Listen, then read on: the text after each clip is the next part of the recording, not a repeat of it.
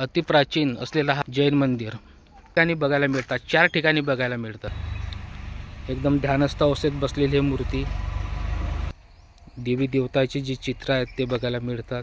Hi everyone, इसवी सन पूर्वीचा कालखंड एक महत्त्वपूर्ण कालखंड समजला जाते। या कालखंडामध्ये आपल्याला जैन धर्म आणि बुद्ध धर्माच्या जो स्थापना आहे ह्या कालखंडामध्ये बघायला मिळते। ह्या कालखंडामध्ये जैन धर्मासोबत बौद्ध धर्माचा पण प्रचार या कालखंडामध्ये आपल्याला बघायला मिळते।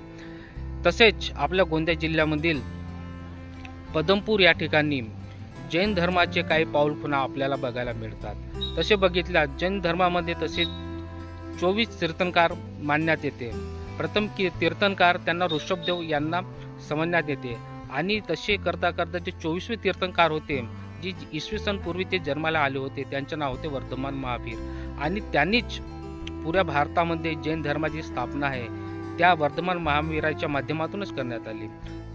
इसवी सन पूर्वीच्या कालखंडातला काही भाग आपल्या गोंदिया जिल्ह्यातील पदमपूर या ठिकाणी जैन धर्माबद्दल काही अवशेष आणि की काही पाऊलखुणा इथं बघायला मिळतात। तसेच आम्ही आता पदमपूर या ठिकाणी आलो आहोत। तकरीबन आमगावपासून तकरीबन 2 किलोमीटर अंतरावर पदमपूर या ठिकाणी आपल्याला जैन धर्माचे जे पाऊलखुणा आहेत ते बघायला मिळतात। हे बघू शकता, हे प्राचीन जैन धर्माचे एक आराध्य केंद्र हे इसवी सन पूर्वीचे कालखंड मधला असल्याचे स्थानिक लोक सांगतात।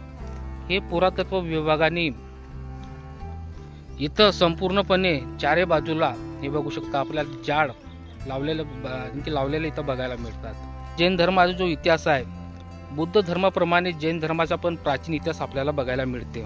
जैन धर्मामध्ये 24 तीर्थंकरांपैकी जे वर्धमान महावीर होते 24 तीर्थंकर यांनी जैन धर्माचा पूर्ण भारतभर आणि पूर्ण जगभर प्रसार केला। त्यांना सर्वात मान जाते ते वर्धमान महावीर आणि त्यांच्याच पाऊलखुणा संबंधित इथं काही आपल्याला अवशेष जैन धर्माबद्दल इसवी सन पूर्वीचे जे मंदिर आहेत त्याचे पाऊलखुणा आपल्याला इथं बघायला मिळतात। तर आम्ही आपल्याला दाखवू जैन धर्माबद्दल काही अवशेष काही स्मृती इथं बघायला मिळतात आणि इथं जैन धर्माबद्दल जे शिला आहेत वर्धमान महावीरांच्या ज्या काही मूर्त्या आहेत इथं आपल्याला बघायला मिळतात। हे बघू शकता, हा पुरा जो स्ट्रक्चर आपल्याला दिसून राहिला हा पुरा स्ट्रक्चर इथं एक सुंदरमय असा एक जैन धर्माचं मंदिर जो इसवी सन पूर्वीचं मंदिर ह्या एरियात समजल्या जाते। तो काय खूप पुरातन मंदिर असल्यामुळे बघू शकता हा मंदिर पूर्णपणे जो इकडे तिकडे बघू शकता पूर्ण तुटलेला मंदिर आपल्याला बघायला मिळते। हे बघू शकता इसवी सन पूर्वीचा अतिप्राचीन असलेला हा जैन मंदिर हे बघू शकतात पुरा तुटलेला जो मंदिर आहे इथं बघायला मिळते।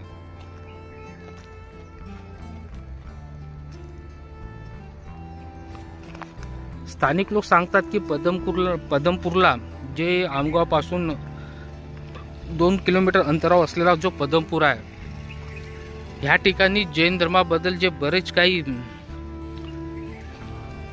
जे अवशेष आहेत त्या ठिकाणी बघायला मिळतात। 4 ठिकाणी बघायला मिळतात। हे बघू शकता, ही तर मंदिराचा तुटलेला भाग आणि मंदिराच्या समोर हे बघा एक प्राचीन जे अवशेष आहेत इथं जे बघायला मिळतात। हे वर्धमान महावीरांची एक मूर्ती हे बघू शकता, एकदम ध्यानस्थ अवस्थेत बसलेली ही मूर्ती।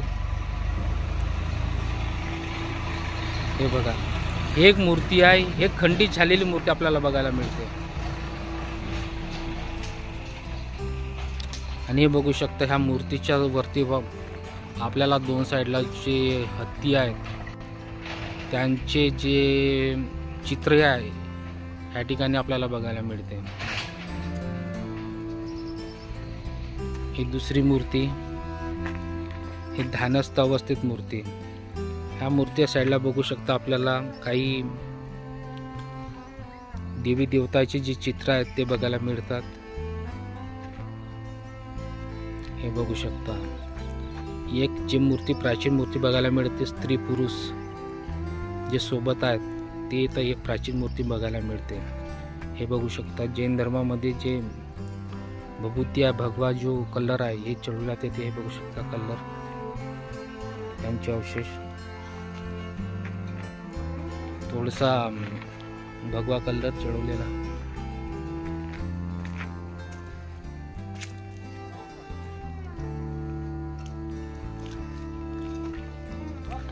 इसवी सन पूर्वीचे पाऊलखुणा, एकमेव पाऊलखुणा आपल्या गोंदिया जिल्ह्यातील एकमेव ठिकाणामध्ये पदमपूर या ठिकाणी बघायला मिळतात. इसवी सन पूर्वीचा जो कालखंड आहे, बुद्धकालीन आणि जैनकालीन असे जे लेण्या आहेत, त्या भरपूर लेण्या आपल्या गोंदिया जिल्ह्यात सोडून आजूबाजू चंद्रपूर जिल्ह्याला पण बघायला मिळतात. इसवी सन पूर्वीच्या लेण्या. पण पदमपूर असा एकमेव ठिकाण आहे ज्या ठिकाणी आपल्याला इसवी सन पूर्वीचे जे लेण्या आहेत ते बघायला मिळतात. हे बघू शका.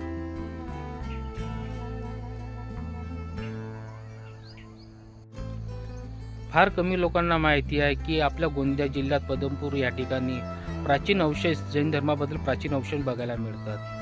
तर मला अचानक अशी माहिती मिळाली की ह्या ठिकाणी आपल्याला प्राचीन जैन धर्माबद्दल जे अवशेष आहेत त्या पदमपूर ठिकाणी बघायला भेटतात. तर ह्या उद्देशाने आज आम्ही येथे येऊन भेट दिलो आणि लोकांच्या समोर जे आणण्याचे आहे आम्ही ते प्रयत्न केला. पदमपूर या ठिकाणी असे जे स्थळ आहेत, चार प्राचीन स्थळ इथं बघायला मिळतात असे लोक म्हणतात. हा एक स्थळ, मेन स्थळ, आणखी मुख्य स्थळ हे मानले जाते. ह्या ठिकाणी बरेचसे जे मूर्ती आहेत जैन धर्माबद्दल, त्या भरपूर मूर्ती इथं बघायला मिळतात. पहाडीवर पण 2-3 मूर्ती जे आहेत ते बघायला मिळतात. आजूबाजूच्या परिसरात अशा 4 ठिकाणी मिळून हे जैन धर्माबद्दल जे मूर्ती आहेत ते बघायला मिळतात.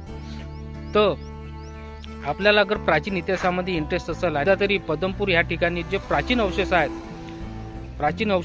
तर पदमपूर या ठिकाणी, गोंदिया जिल्ह्यातील पदमपूर या ठिकाणी येऊन एकदा हे प्राचीन जे अवशेष आहेत यांना एकदा येऊन भेट द्या आणि अवश्य बघा प्राचीन इतिहासातील अवशेष. हे बघू शकता. इथं काही सूचना लिहिल्या आहेत. इथं छेडछाड, आपण पुरातत्व जे पुरातन स्थळ आहेत त्या ठिकाणी आपण जातो तर आपण काही मुलं असे खूप असे भयानक हरकती करतात, काही किचडून ठेवतात, काही करतात. तर माझी अशी अपेक्षा आहे की आपण जेव्हा पण हे पुरातत्व विभागामध्ये आणखी पुरातत्व जे ऐतिहासिक जे साहित्य आहेत आपल्या देशामधले, तर आपण त्यांना संरक्षण करून हेच आपला जो आहे हे आपलंच काम आहे. तर खूप सायंकाळ झाल्यामुळे बाकीचे जे 4 स्थळ आहेत जिथं जैन मूर्ती आपल्याला बघायला मिळतात पदमपूर इथं, अगर वेळ मिळाली तर आपण जे 4 ठिकाणी आहेत तिथं फिरू.